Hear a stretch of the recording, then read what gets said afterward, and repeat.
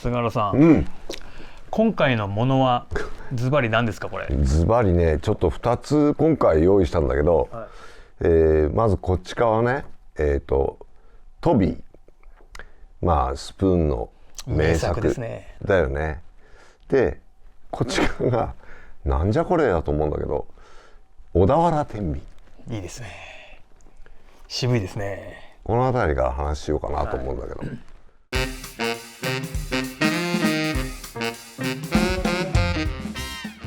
やっぱ親父との釣りの思い出があってさ、なんか釣れねえが釣れたのが、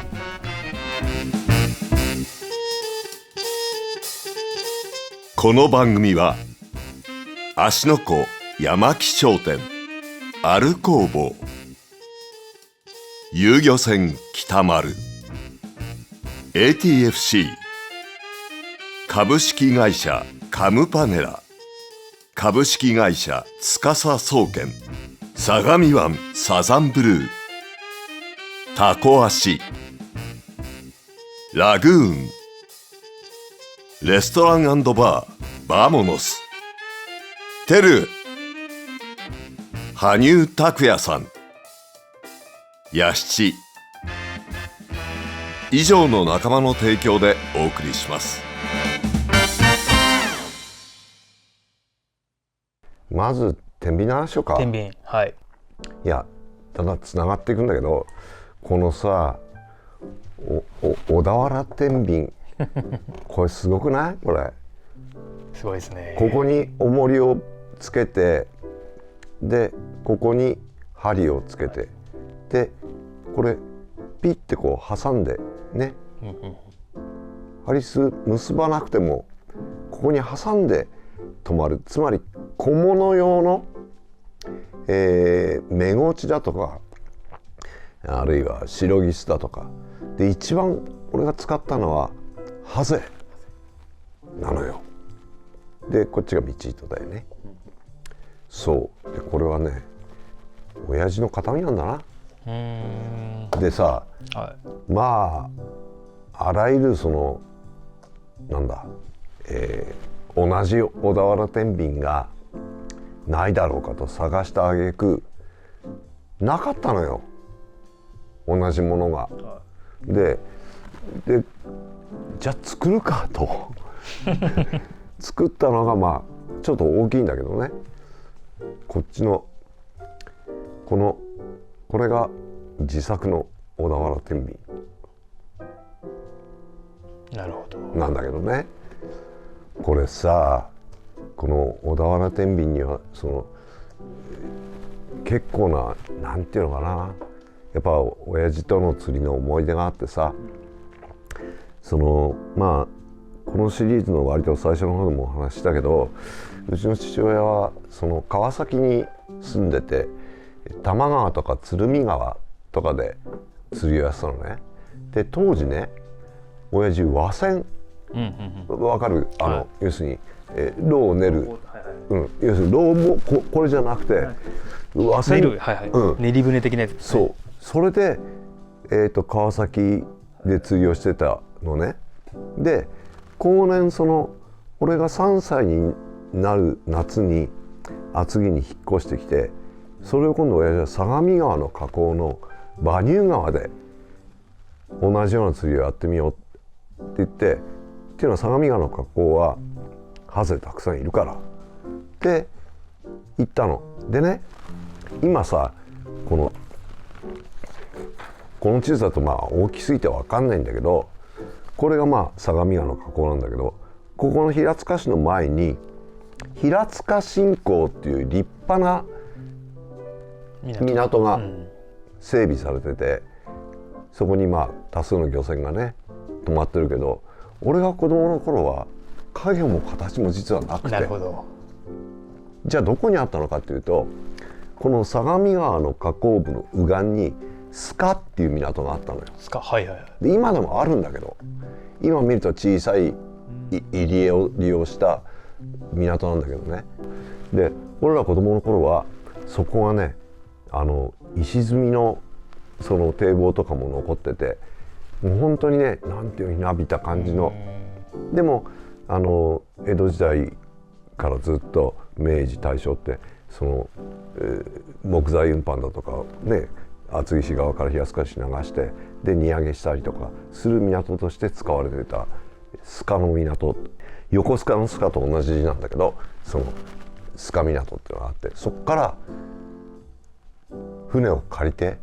で、和船を練って、和船がね何隻かあったのよ。でその当時でいつくらいからかな亡くなったのかな、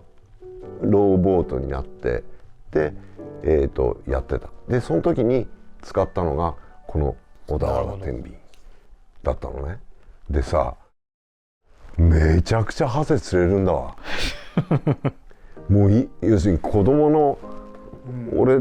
でもこうボートからポッと投げてもう一日中入れ食いなわけ。道具立てとか餌とかどんな感じなんですか？餌はもう須賀のところにさ釣り具屋さんがあるからそこで買って砂利目をでそれを餌にしてでまたねゲストでねヒイラギ、それからメゴチマゴチそれからウナギがあとシーバスも小さいやつ生後復興だけどが釣れるんだよ。だから今その相模川河口域の釣りで皆さん苦労してると思うんだけどもうその魚の量が全然多分違うと思う。で、そんな和船ローネって言ったりあと後年ローボートで行けるようにもなるんだけど要するに潮位の変化があるじゃん、だから潮が差してくると上の方をやってでまた引くに合わせて今度スカイよりちょっと下までこう降りてってもちろん相模湾には出ないよ、相模湾には出ないけど河口域で十分釣りができたい。でそれがねもう何層も何十層も出ててじゃあもう風物詩的な感じで秋になると夏からアートって感じですかね。そうハゼだと大体夏の終わりっていうか夏休みだなぐらいからもうその出来ハゼ、でもね結構大きかったんだよ。いいですね。だからどういう植生だったのかでそれをね釣るのがこの小田原天秤だったっていうのはさ、俺が子供の頃小学生になると富士工業からジェット天秤っていうのが出るわけよ。魔法の天秤ですよね。もうねわかる？ジェット天秤ね。わかるでしょジェット天秤でそのサーフでつまりね平塚の須賀を過ぎて平塚の浜からこの西湘域、大磯の方にかけて浜ずっと、投げ釣りこの白ギスの投げ釣りをやる。でそれは親父と行くとそのジェット天秤を使うようになるんだけどで、子供の頃にもさすげえなと思ったんだけどすごいっすよねジェット天秤って結構うちの親父とかも、あれ出始めた頃なのかな、使い方よく分かってなくて、天地逆につけてる人とか結構いましたよね。ああそう、いましたね。三角形の赤い方が要は鉛が上向いてる状態でした懐かしいなと思って。だから今さ何でも情報がねもう YouTube ちょっと見れば YouTube でこんなこと言うのもなんだけどYouTube ちょっと見ればさ使い方なんかいくらでもわかるけど、当時の人にとってみればね買ってはみたけれどジェット天秤でそれが俺が小学校の時って世に出回り始めた頃でだからサーフで投げ釣りをするのはジェット天秤で中で相模が河口の中でやるのはこの小田原天秤いいっすよね。だったな。でもハゼっていいですよね。でも小気味良いあたりも僕ら延べ竿でしたけど、ハゼ釣りは楽しかった。でもハゼって入門魚でしたよね。そう今ほんとどこ行ってもいないけど、でねクーラーボックスを船に乗せないんだわ。もうクーラーボックスは車の中に置いといてでフラシ、を船からぶら下げてでもう釣れるそばから足元のバケツに入れてちょっと溜まるとそのフラシに入れてで船の後ろにぶら下げてで、寄港して初めてそれをクーラーボックスに入れてうちへ持って帰るって、それでさ、そのものすごい量のハゼをそうですよね。釣るんだよ。でそれをねハゼ天にしたりして、まあ食うじゃん。でそれ以外におふくろがそのお茶と一緒に炊いて甘露煮をおふくろが作ってくれて、でそれ甘露煮日持ちするじゃん。でその甘露煮、まあ佃煮だよねを食ったのは小学校低学年の頃の、釣りのいい思い出だな。今結構さ、この相模川の河口域でさハゼやってみようと思っても数年前から頑張ってんだけど、見えたらないですか。大して釣れないのよ。でもちょっとなんかこの番組でいつかロケ企画でそこ行きたいですね。お互いの親父のタックルを持ってちょっと行きましょうよ。ね、まあ平塚まで行けばさ東海道線が走ってるから、その西湘域は釣り場としてね、小中学生でも行ける。で俺さ、その本厚木の寿町っていうとこまでバスで幼稚園の時にスクールバスじゃなくてよ、普通の金中バスで通園してたような幼稚園生だったから、その金中バス乗って平塚行くっていうのは全然小学生でも冒険でも何でもなくて、乗ってりゃ着くぐらいのさ、割と日常的な。そうなんだよ。で平塚まで行けば東海道線に乗り換えて真鶴に行けるじゃんと、確かに伊豆半島の付けまで行きますもんね。でしょ。だから俺は小学校の高学年中学って海っていうと真鶴に行ってた。でなんでその真鶴に行くようになった、このさ真鶴のね真鶴駅からさ、この真鶴港、こっち側でもさ、俺はなんでか知んないけどこっち側の福浦っていう赤塔のある福浦港の方に行ってた、子供の頃。真鶴駅を背にしてまっすぐ港の方に降りていく、まっすぐこの半島のね方に降りていく道をメインの道を歩いていくと、右側に釣り具屋が何軒か並んでて、そこで餌を買って、で福浦の赤塔でね、赤塔のある堤防でもう今で言うとゴッパンメジナっていうのかな、を釣ったり、で福浦港ってね、今はどうなってるか分かんないんだけど、その赤塔がある反対側の方に小さな流れ込みがあって、そこにもちっちゃい堤防があるのよ。でそこでね、でけえの来たと思って餌よ、やってたら、実はそれ上げてみたらデカメジナではなくてニザダイだった。3の字。それがそのニザダイを見た初めてかな。どえれ引きますよね。そう子供の頃にいやこれはすごいの来たと、でけえメジナ来たと思って、すげえ慎重になって、その時はそっち側の堤防、要するに赤塔側に俺の友達が何人かいて、俺が一人でその流れ込みのあるちっちゃい方の堤防に行ってやったんだけどね。まあもう今そこ釣りができるのかどうか、今はね分からないけど、俺がその中学生小学校高学年かなの頃はもう入れたので。どんな釣り方してたんですか？その時は最初は餌釣りよ。でね、ある日初島に行くことがあったの。初島ってご案内の通り熱海沖に浮かぶ島だよね。で今なんかリゾートアイランドみたいになってるけど、当時本当ひなびた島でさ、でどういうシステムかっていうと、遊覧船みたいなので渡るよね、熱海から。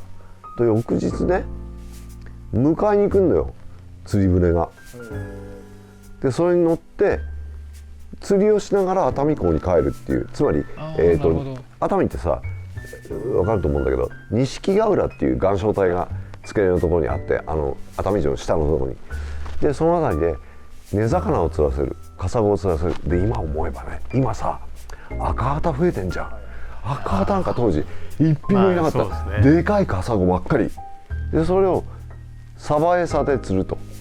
切り身で、はい、ね。でうちの親父が新鮮なサバの方がいいぞって言って、だから初島でサバ釣ろうってことなるほど。でその時に俺はサバがルアーで釣れるってことを初めて知ったのよ。なるほど。それが小学校4年生ぐらいだな、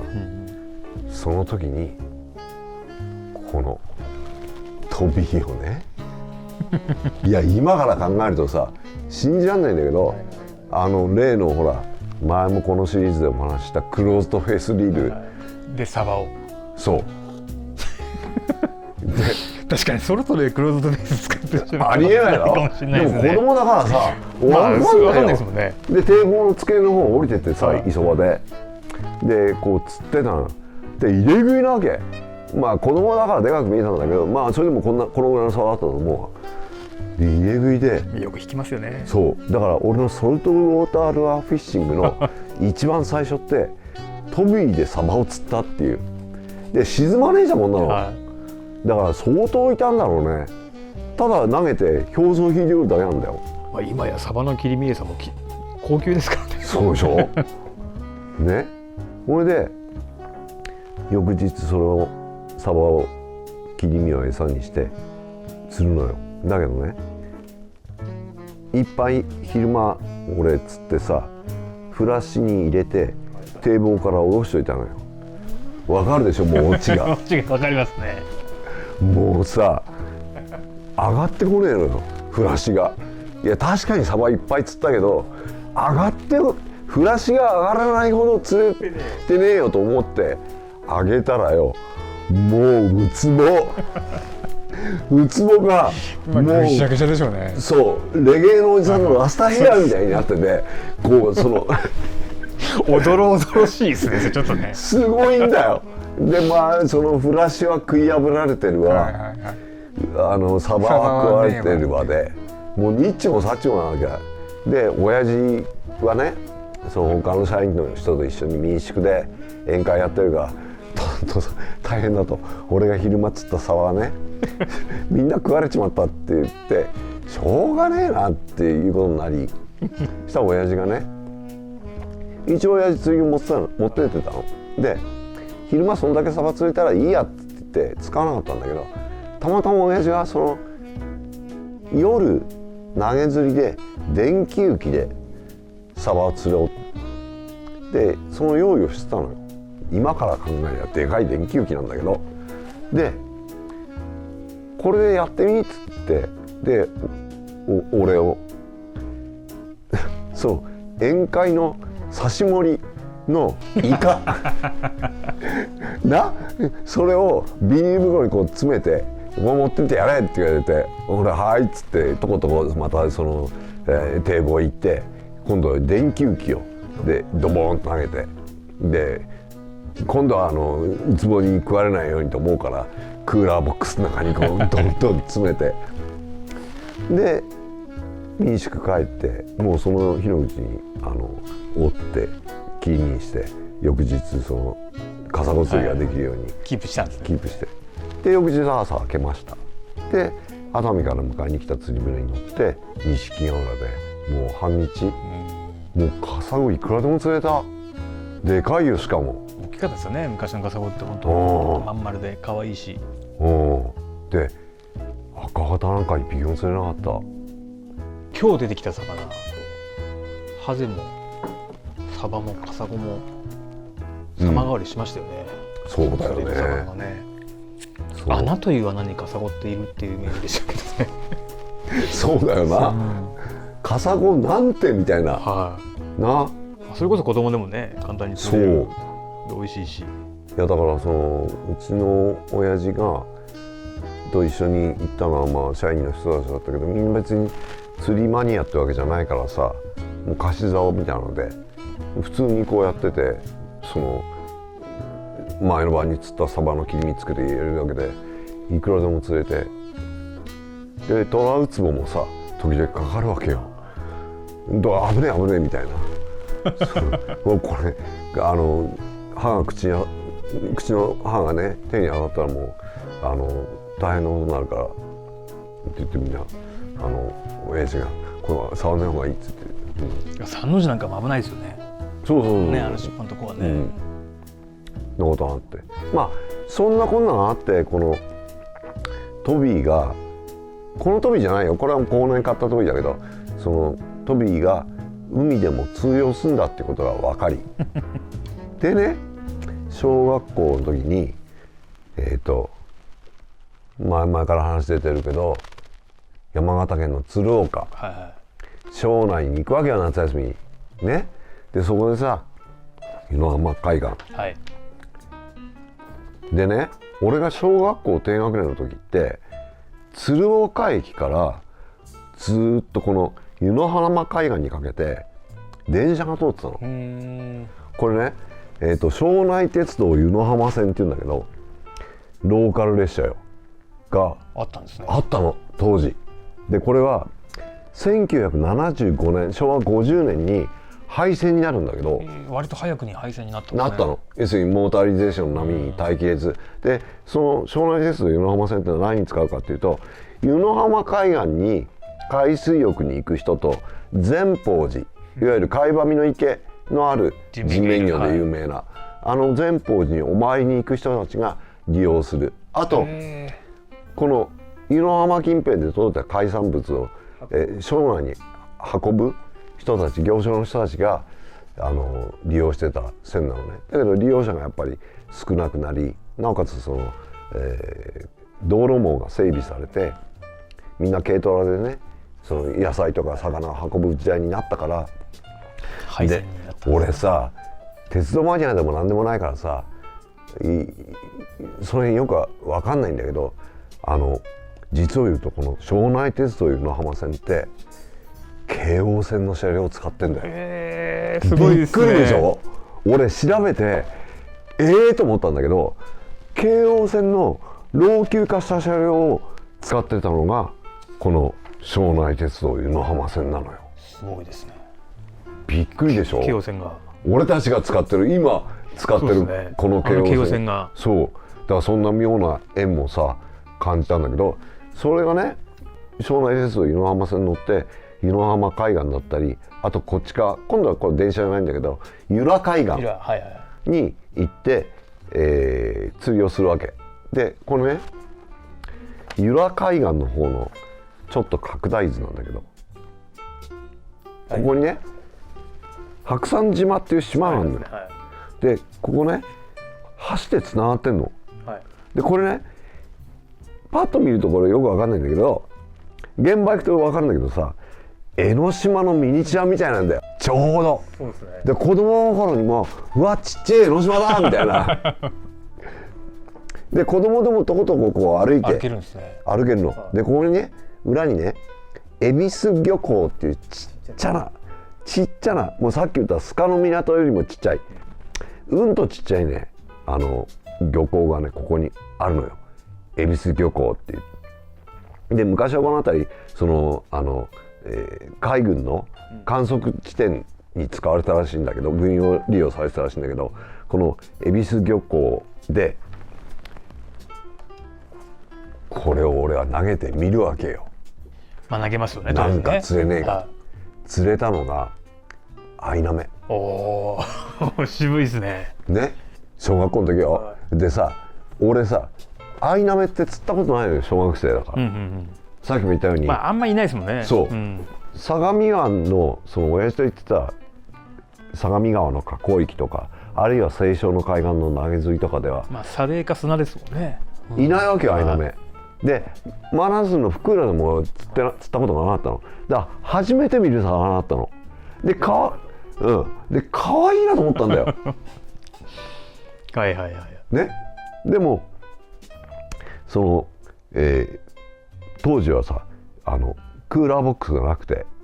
バケツにこう生かしてたの。そしたら俺のおば、つまりうちの親父の妹がパッと見て「まさし」っつって「油子」って言いますね。庄内じゃ言うんだよ。で当時だからアイナメって言葉も知らないから、この魚油子っていう魚なんだと思って、で図鑑で調べたらアイナメだかと思って、だから初めてその海の日本海で初めて釣ったのはこのトビーなんですね。そうこの由良海岸のアイナメ、これがね今でもこの恵比寿漁港があるからね、もういつかなんかチャンスがあったらトビーぶん投げたいですね。トビーぶん投げてアイナメはさすがにクローズドフェイスではないんですか？さすがにもう違った。スピニング、なんだっけこの間紹介した S190 ですか？ S190 鉄人28号鉄人28号をガリガリやりながら、このカリカリやりながらガツンときたんですね。これで釣ってた。サバもそうですけど、初めて海の魚釣った時っていやもう感動よ。だってそれまでキスとかさ、あるいはその河口域でハゼ釣ったりヒイラギ釣ったりメゴチじゃないよ、メゴチ釣ったりだったからガッチョですね。あと相模川でウナギ釣ったりぶっ込みでねしてたけど、とにかくねルアーで釣れるっていうことにめちゃくちゃ興奮したな。海でも釣れるんだったら、皆さん飛ばし浮きを上につけて下にラパラとかつけて、で投げてシバス初期の頃釣ってたっていう話をよく聞くんだけど、俺はそのトビをピュッと漁港から投げて小物を釣って、まあ自分が子供だったっていうせいもあるんだけど、だからやっぱりその好奇心が旺盛な大事ですよ。なんだなっていうふうに。大事ですね。調べる前にやるじゃないですか。もう調べる術もないので、これで何が釣れますかなんてね、分かんないからいいっすね。でしかも夏のサバだから早く傷みやすいじゃない。だからもうカサゴに翌日いやそうですね、餌になるで、でもなんか違うんですよ。なんかそこも面白いなと思って、なんか普通に今考えたら、なんかその電気浮きの時に使った刺身用のイカでカサゴ釣れたんじゃないかってちょっと正直思っちゃったりもして。そうだよね。そうなんだ。関東の人ってすごいサバ餌を好きっていうイメージがありましたもん。餌っつったらサバみたいな、みんなすごくイメージがあります。なんか本見てもみんなサバって、なんか鬼カサゴ積んでも何積んでもサバの切り身って書いてあったなと思って。でサバって安定していつでも手に入るし、今みたいにサバがさ貴重ではなかったですね、不良だったっていうこういう波がある時代じゃないじゃん。だって大群で手物回りうろうろしたじゃないですか。カタクチイワシと、だからじゃない。ちなみにその相模川でやってる時ってカレイって釣れなかったんですか？いなかった。っていうかやっぱりカレイってさ、どちらかっていうとその海に旋回部がないと、浅いところがないと、サレキソのね。とさ、相模川の河口ってさ、もうどん深なんだよ。確かに結構そうですよね。そうだから、むしろ左側だから、大磯川じゃなくて茅ヶ崎川、藤沢があっち行ったら多少はいるだろうけど、カレイはいなかったな。俺の時は釣れなかった。やっぱ東京湾とかね、多摩川の河口の話を昔の人に聞くと、カレイすごい釣れたって言ってて羨ましいなと思うし、なんか今また探してみたいなとも思うんですけどね。ただね、相模川の河口って今はこうやってストーンと相模湾に流れ出しちゃってるけど、実はこの左側、この地図でいうと、右側になるのかな、要するに左岸側って今茅ヶ崎市柳島っていう地名で残ってるんだけど、実は広大な島だったのよ。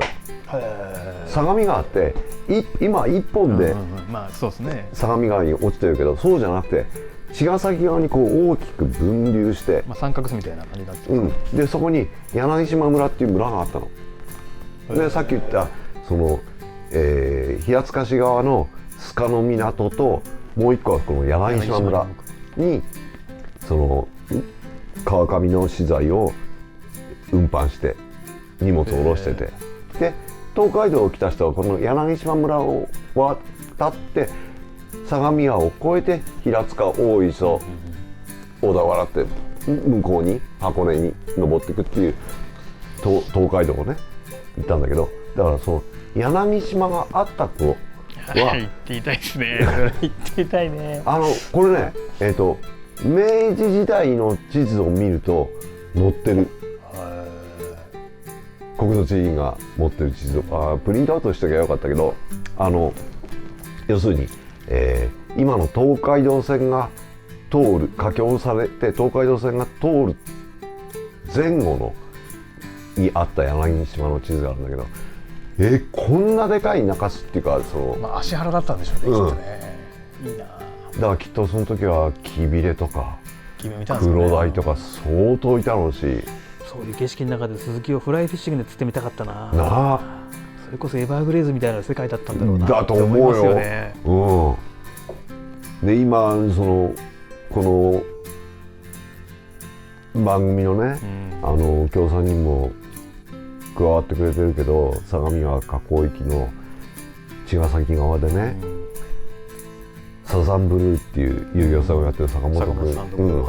あの辺りが当時はもうその柳島っていう広大な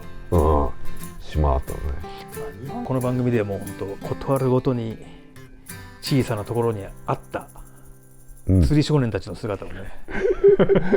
残したいなと思いますよ。なんかいや本当みんなが見てる人にも、俺ちっちゃい頃こんな釣りしてたんだとか。そこだよな。別に今ね、多摩川だ相模川だ庄内だっていろんな話してるけど、全国各地にあったんですよ。皆さんの地域どうでしたかっていうことだよね。オラが自慢の川がみんなあるはずなんで。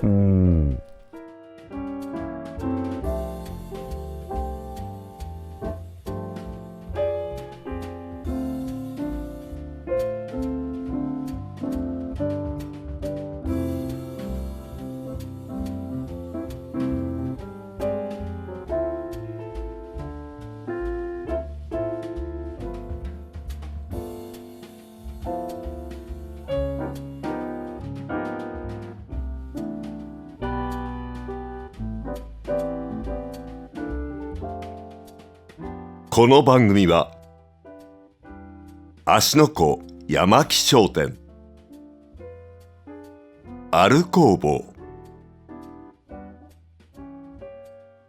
岩手県大船渡市沖来遊漁船北丸、 ATFC 株式会社カムパネラ、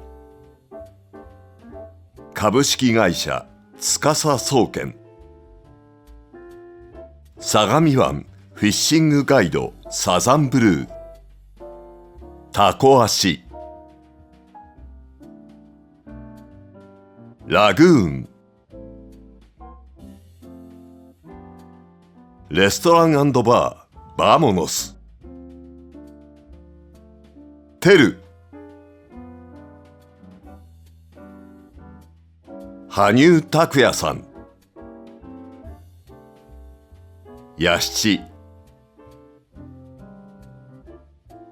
以上の仲間の提供でお送りしました。